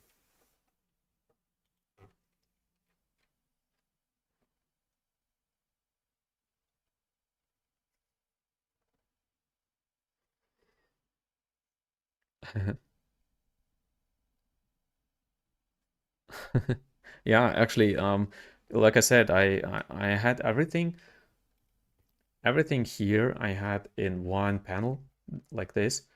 I mean, I had some like organized here, but in one panel, and I had to scroll a lot, like forward and back. And this is annoying, especially when you're using, like I do right now. I'm testing screen-based tablets, and maybe I will use them in the future a little bit more. And then of course you have to scroll around like crazy. That's why I want to have like everything in one spot. Good. I want to spend a little bit more time with this face. I think he could look a little bit more um, like a gorilla, like a gorilla.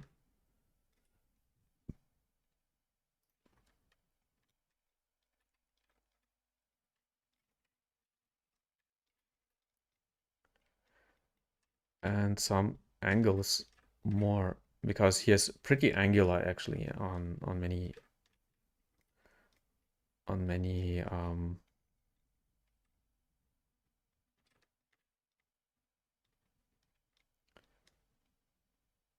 places.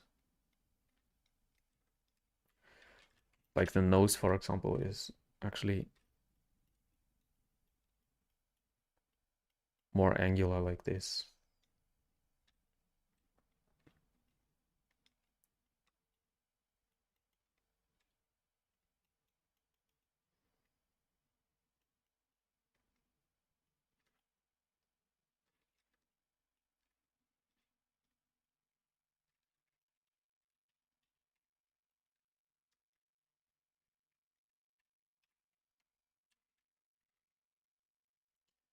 Subdivide one more time and clean up a little bit here and there.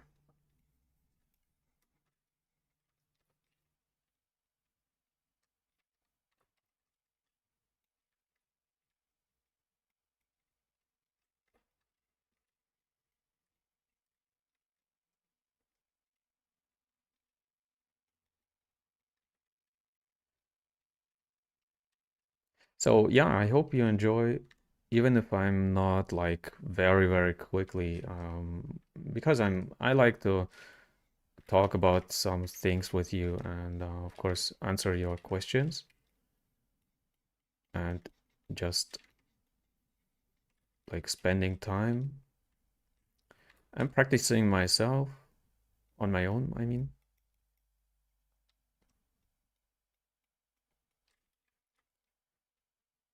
Like this angle. So some angles are very necessary or important for this expression.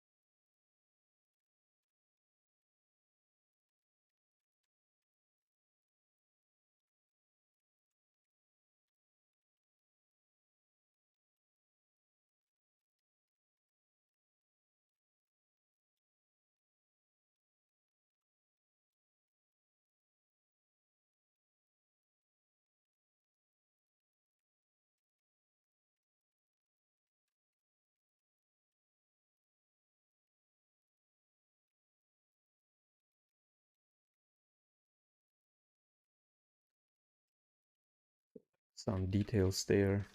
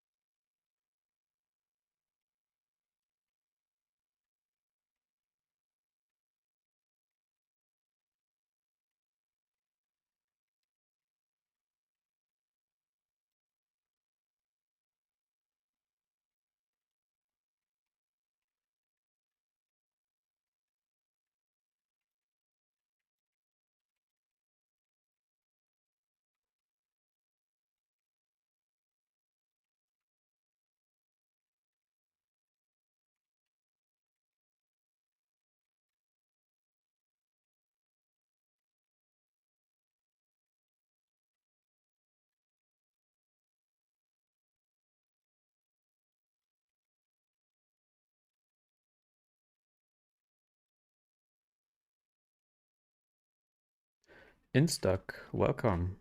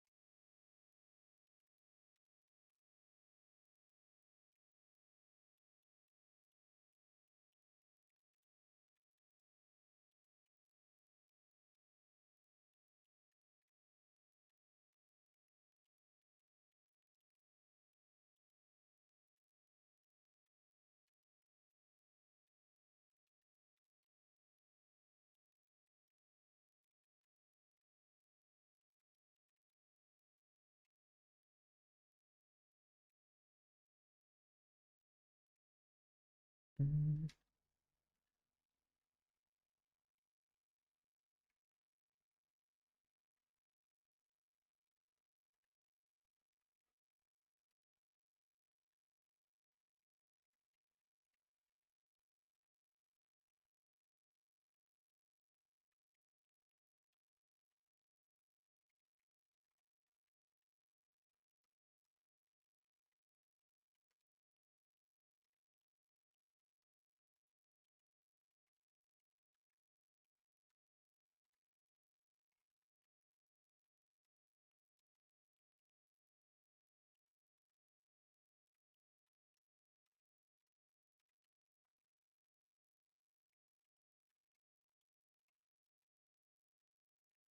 Tsunasu, welcome.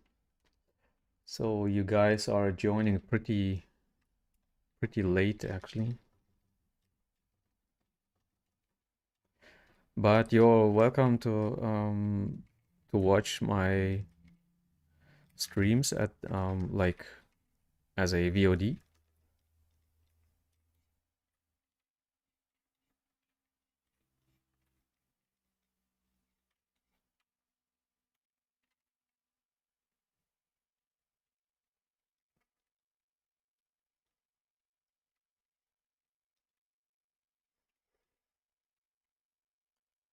Um, what are you making? I'm making this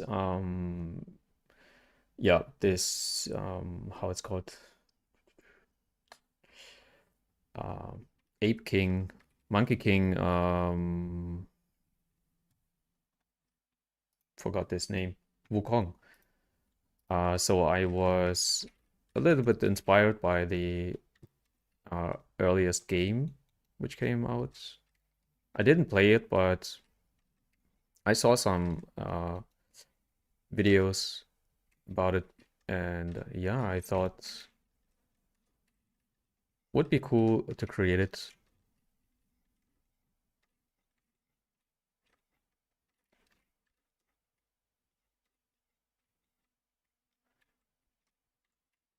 And I found this dark version here.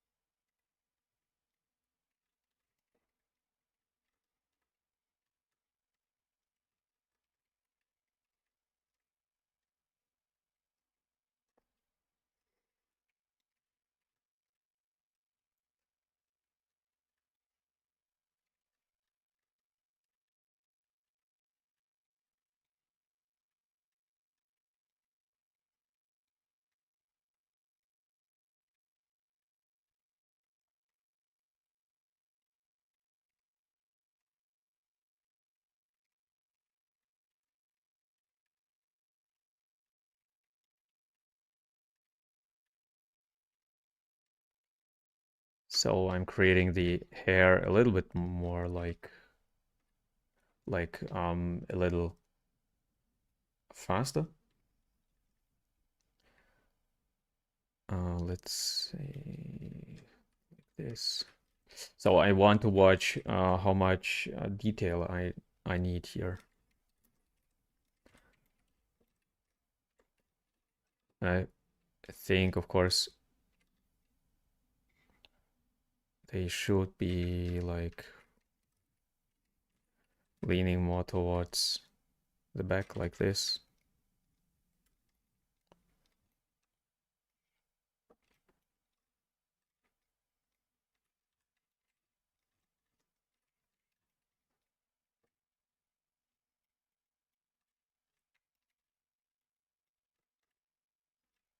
So it's more dynamic.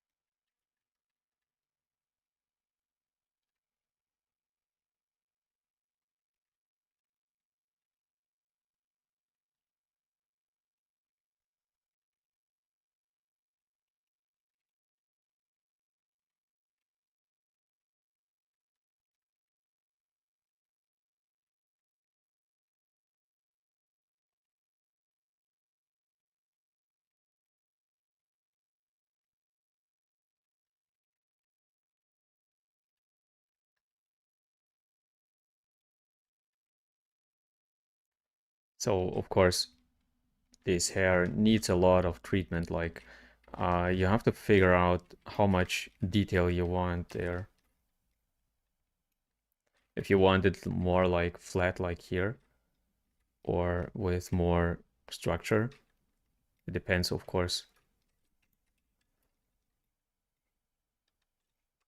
what your client says. Like you can create a flat version, which is a little bit more boring. Yeah, you can create more versions or several versions, and then like ask your client what kind of version he needs or prefers.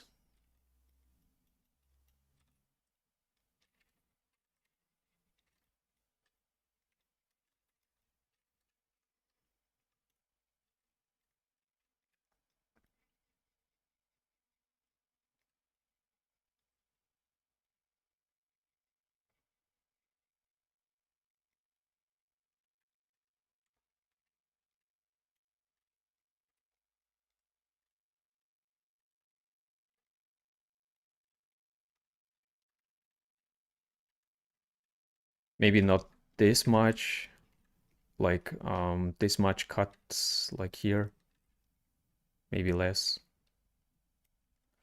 like this. So you have to design it actually on your own. Maybe it's too even.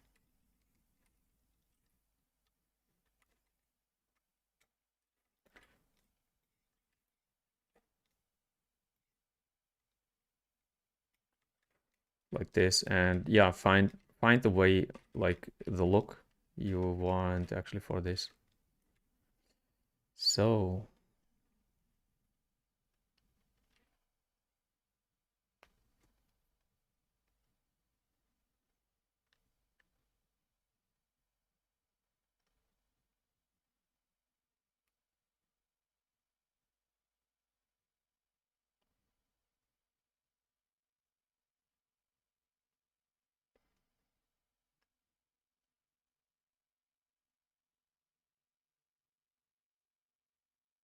mhm.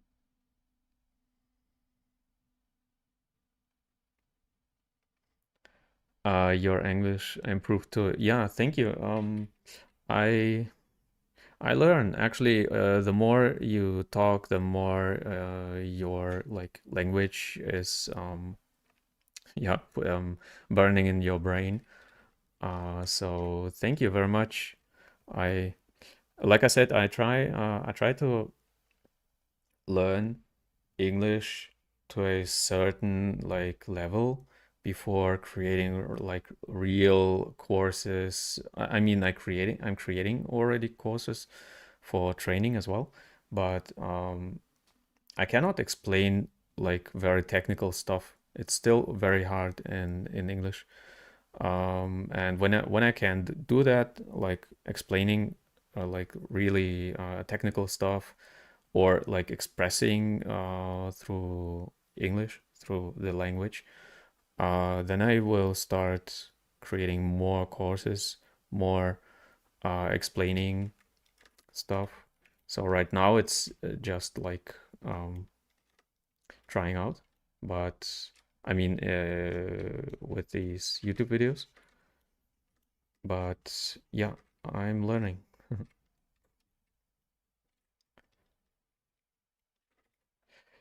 So yeah, like I said, you have to decide, or you have to design this.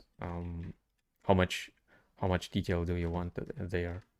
So yeah, actually for the hair, you need a lot of time because he has a lot of like these spikes, and they have to look some kind of interesting. It's easy to make them pretty boring and repetitive. That's why you have to actually spend a lot of time on these hair to make them like representative for this particular piece, like for this particular um, 2D artwork. But at the same time, you want to actually make it a little bit like individual, so it's not boring, not too boring actually. Uh, so like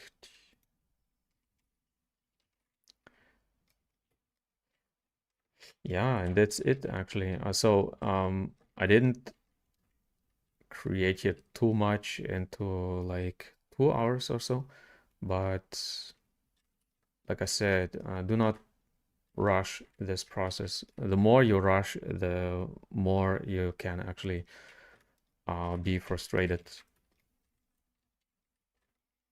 That's why for me, it's just relaxing and sharing my stuff with you and learning. Um,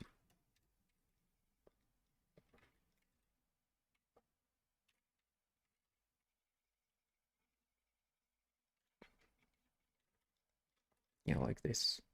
So there should be like more hair. Anyway, I think I think from the volume from the face, I'm pretty uh, convinced that it could actually work as this character.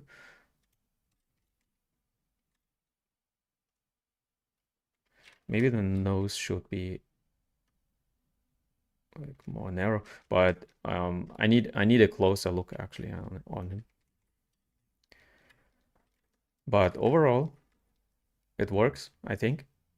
And yeah, like I said, maybe I will finish it off screen, then take my time, like on weekends or so, when I have the time, and render it for. Of course, I need a rendering for my thumbnail. That's why I think I will work a little bit further on this piece. I hope you enjoyed. Thank you very much for participating in the chat. I like your questions and talk to you. And yeah, actually, the Enslaved Odyssey to the West game, I do not I don't know this game, but yeah, Wukong actually tried out. Like it looks like a very nice game. I didn't I didn't try it myself because I do not game a lot. I do not play a lot games. Um, don't have the time for it, unfortunately. Maybe I find some time.